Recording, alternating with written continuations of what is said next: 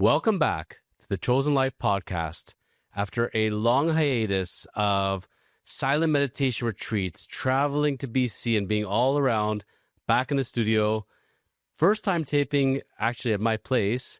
And for this special episode, people have been asking for sneakers and for heat and for shoes. We got it today for the next 3 weeks. It's all about shoes. And graciously, we got the guy from Soul Reviver. We got Ranen, Jonathan. Buddy, we're going to talk about sneakers all day long now. Let's go. I can't believe how many people actually collect and love. You get to meet people through the whole shoe world. And one of the first things people are going to ask is, okay, this guy's big in social media. He's the guy to fix your kicks. How the heck did you get this guy into your house? How did I get you here? How did we meet, Jonathan?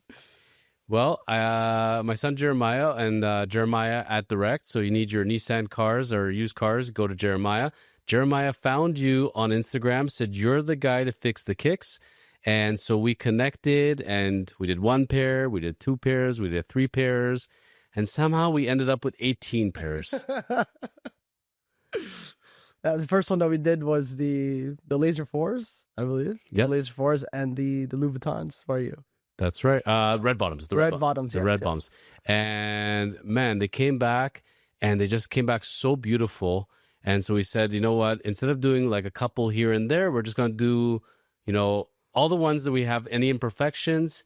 And this is still not the biggest order you ever got, right? That is correct. Biggest order in one shot somebody ever did? I believe it was roughly around 32. 32 in one shot, okay. And did anybody get you to do their whole collection? That was basically their whole collection. The whole collection. Yes, exactly. See, now I'd have a lot of anxiety about this because you hand over your whole collection, you meet Ranen. Ranen looks good on social media and everything. And then all of a sudden, what if Ranen doesn't come back with the sneakers? Now your whole collection's gone. You must get asked that question a lot. How do I know I can give you my kicks? I'm going to get back actually my kicks, not going to be fakes, and you're actually going to fix them properly. Like how do people vet you out? How does that work? Honestly, that hasn't happened for quite some time now, but it did in the beginning. People were first worried about, how do I know am I going to get my shoe back? Well, one, people were giving us shoes that, you couldn't even wear. Why would I keep this? So, we were fixing it. And even I've had someone in the past just, can I take a picture of your ID to make sure that, you're going to come back? And we complied and said, yeah, of course, if, that makes you feel more comfortable. But I think that was, years ago where we had that phase where now, we built ourselves enough where people are giving us, $1,000 shoes. And it's like, no questions, just, hey, can you guys take care of this? And we're good to go. Rarest shoes you've ever done, you worked on? Rarest. Okay. I do think that Yeezy 1s are considered, rare nowadays because finding a good condition, the Nike collab, Yeezy 1, I would say is one of the top tiers that we work with. Okay. Most expensive pair of shoes you ever worked on? I think I would say the Nike Yeezys. I do. The Nike Yeezys still. Yeah. It's, you think about it now and you at the time you say, okay, the fact they let Kanye go over to Adidas, you lost him. You handed them a whole brand basically, and he brought them up, elevated them up to greatness. Yeah. And then he led to their downfall ultimately. Now, I don't know anybody who's buying Adidas sneakers at all. And man, Nike's sitting back is saying, I think we made a pretty good decision here dropping this guy. What do you think? I think that, Kanye said that, every person that wants a Yeezy will get a Yeezy. Mm-hmm. And that's what he did with Adidas. And I think that, what he did for his own strategic ways of getting dropped from Adidas, I think Nike, Kanye's a great guy. I think his music was great, back in the day through the wire. I just think that, a lot of things that he does and says might people not want to be represented by him is all. I was just talking about this at a lunch the other day, and you know what happened to Kanye ultimately? It's the Kardashian curse. Any male that touches the Kardashians and goes into that family never comes back the same. You go on and on. You got Bruce and Caitlyn, right? You got Lamar, obviously Kanye, and Travis Scott to some degree. If I'm a male, any kind of success, and a Kardashian woman comes at me, I say, no, I'm good. Thank you very much. Find somebody else. I don't know what it is about that family and men that enter it, but they don't come back the same. And I dare say if Kanye, because part of it, people are saying, with Kim and everything, that brought him a lot of mystique and everything else. Yeah.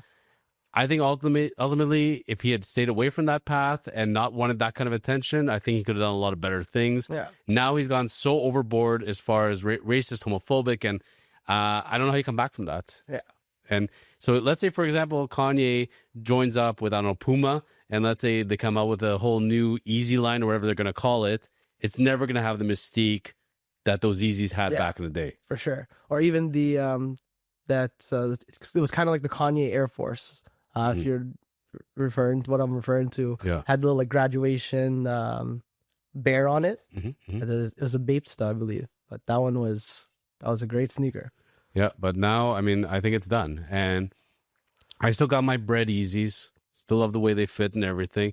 But let's be real, like those Yeezys, it's not like he designed them and picked the materials and actually stitched it together. They slapped his name on it together, but that's Adidas's smartness as far as creating that unique sneaker. And it's really like a slipper, like with the the Yeezy bread. I'm thinking like the 350, yes, the normal slipper style on ones. It's so classic. It's so comfortable. It's so genius, And man, they could have done so much more with that. But it's the same thing. Like I'm a Jordan 1. I'm a Jordan 1 high OG guy. And part of the thing is, man, they just love to saturate the market as soon as possible, put so many at the same time, and what brings them so much money, they kill it so quickly, I find. Yeah, I agree. Like even with all these colorways that are coming out, even it's like the shoes are like the stock market. I do believe so. I think that they keep re-releasing the same color over and over, then the price goes down, and then you keep it later on, the price goes back up. So yeah. Well, time-wise, I've said in previous episodes my kind of story history, but I got really into kicks in 2018. Let's say I was always a Nike guy, so I was always Nike size 10. That was my thing. That was my thing from high school. I loved Air Force Ones. I never liked high tops. It wasn't my thing. And it was actually the videographer who's here today, the one that said to me, you know what, you got a foot issue and, you're hobbling along and you had foot surgery and you can't have shoes put pressure on the top of your foot. Go to an Jordan 1 high OG. They don't put pressure on the top of the foot. You're going to be so comfortable slipping in. And I got so freaking hooked. I put two pairs on after not walking for barely for 6-8 months. I was done. That's it. And then I started going to SneakerCon New York and going to LA and going to all the shops and found GOAT and Stock X, and they just started growing and growing and growing. And that's how it came for me. It really came from a need of necessity as far as shoes wise. And even to this day, people laugh at me. Like they never see me with, I think I own one pair of dress shoes. I don't even know where they are, to be honest. But I've been the one that's going in like tuxedos and suits and jeans. I'm always wearing the same shoes. But, the nice thing about Jordan 1s, they have, you can wear patent one day, you can wear suede one day, you can wear fly knits, different colorways, and it goes with everything. So that's how I got into it in a nutshell. I was always curious, Ranen. So Soul Reviver, when were you first into kicks, sneakers for real? And when was Soul Reviver born? First, I want to say for, collecting sneakers since 2018, Jonathan, your sneaker collection is crazy. Since 2018, I appreciate you for showing me that's, the Jordan 1 collection earlier. And I'll tell you guys, there are a lot of Jordan 1s there. This is the videographer's fault, not mine, because I wanted to tape in the shoe room. There is a shoe room, but he said it was too tight. So we're seeing a little sneak peek here. But you can confirm there is a shoe room. There is a shoe room. There's a lot of shoes in there, specifically just for shoes. It's funny because I had somebody come over one day and they said, it smells like a China factory. It smells like a Foot Locker in here. If you could smell the rubber and the plastic, for sure. So starting off with my personal first pair ever, there was from the store was Jordan White Cement 3s. And what year was that? The 2011 pair. And that was back when I was in high school. I saved up, every $20 that your mom gives you for lunch a week. Don't eat for a week. Just enough to get that, the first pair of Jordans. And I took care of those babies. They're my first ever Jordans. I had flights before then, but, those didn't really count as your first pair of Jordans. And Do you count the white Reeboks with the green stitching? Well, those are my first in grade 4, but no, those don't count. the first pair of Jordans, in quotations, they were actually called, I think, Jordan Jetman Vital. Okay. Yeah, rancid. I think that they were, thank you, Mom. I appreciate it.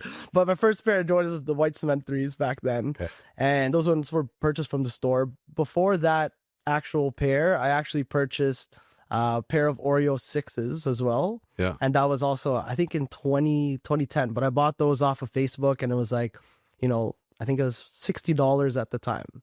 And I was still, a youth shoe because I was in high school. Yeah. And they were a little beat up to the ground. So that's why they were so cheap. And that's kind of, the first shoe that I actually worked on. And back then I just bought, dollar store acrylic paint next door. I slapped it on and I was like, oh, this looks good. Something I can wear. Do you still have those cements? I still have those white cements. Yeah.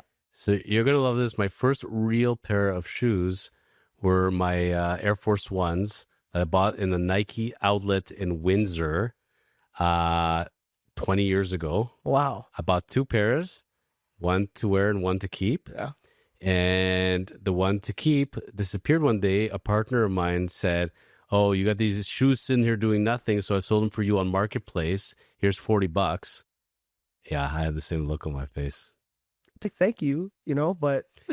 They were Air Force Ones. They're white with a hint of blue, red, and gold. And they're just, they're not the most popular colorway. Yeah. But they were the first. That's something too. But I had a brand new pair as well. And they're gone, unfortunately. But I still got my first pair as well. It's pretty cool when you got them. That's great. 10, 20 years. 20 years ago. I'm still alive. They're still alive. They're doing really, really well. Yeah. I've kept them clean and everything. So, yeah, I still got them. It's funny. Those 3s, I actually wore them like maybe in February. Yeah. And it was snowing that day. And it's funny because they're from 2011. You're still the same size. Still the same size. And then it kind of fell apart. Yeah. And a little bit of the glue came out because it's expired, but nothing that we can't fix. But I just thought it was funny because I haven't worn it in years. And the day that, I brought it out, it was snowing. But it was nice. I laughed when it came apart. I'm like, oh, this is another one we're going to have to fix. So You had the same shoe size since what age? I want to say high school. High school was when I peaked. Like grade 9, I was like 5 feet. Yeah. And then it wasn't until maybe I was turned like grade 12 and I was like 18. That's when I started to, hit my growth spurt. Yeah. So I started growing, facial hair. Right. Well, I was one of those kids that at grade 7 had a mustache, beard, and was one of the taller kids. And then high school, I didn't grow at all. I think I have the same shoe size since 14 years old. Wow. So like sitting here and like I'm almost turning 50. So I've been the same shoe size for a long time.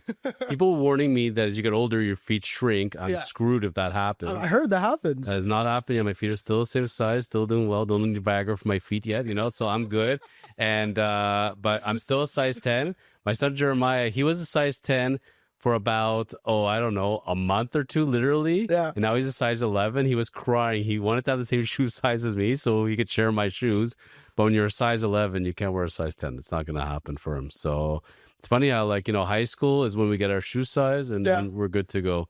Were you always a certain shoe brand, shoe type? I've always been a Nike guy ever since I was a kid. I just gravitated towards the swoosh because I thought it looked so cool. Mm-hmm. And it's funny, one time my grandma actually bought me a pair of New Balances and it had the letter N on it. Yeah. And I thought they were Nikes as a kid. And I was like, yeah, I do want these. Grandma, like, yeah, I'll take them. I'm wearing it to school. Someone comes up to me and goes, hey, that's a nice pair of New Balances. And I'm like, what are you talking about? These are Nike, man. And I was a kid. I was probably maybe around like 9 or 10. Yeah. And when I found out they were New Balances, I was like, I don't want to wear these anymore. I like Nike shoes. But it's not because it's for anything in particular. I just gravitated towards, Nike is all. Seems like a lot of us are Nikes. Adidas fit weird. Like, let's be honest. Like, I don't know about you. I have to go up a full size.